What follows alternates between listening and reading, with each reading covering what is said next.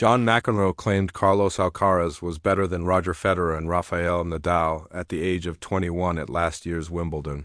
But the star humbly disagreed. Carlos Alcaraz showed humility by disagreeing with John McEnroe after the tennis legend claimed that he was better than Roger Federer and Rafael Nadal were at the age of 21. The Spanish sensation was the youngest ever player to land Grand Slams on all three surfaces when he achieved victory over Alexander Zverev to win last year's French Open, adding to his 2022 U.S. Open title and his 2023 Wimbledon triumph.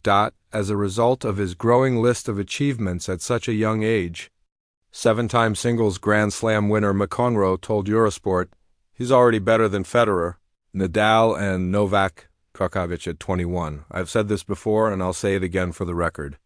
Carlos Alcaraz is my favorite player to watch. He's the most skilled young man I've ever seen at this age. It's hard to believe he can keep improving as he is already so good at everything.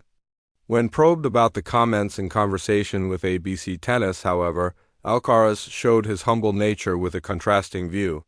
He said, "I have seen videos, but with some highlights, I cannot compare myself to them when they were my age.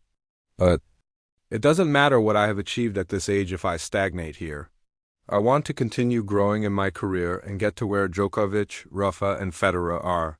The good ones and the greats have continued to improve in their careers until they are still 37 and 38 years old."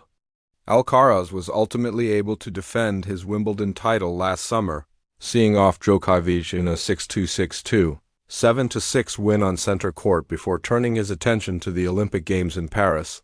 There, the two tennis rivals met once again in the final of the singles tournament, but it was the seasoned Serbian who achieved the Golden Slam in a measure of revenge.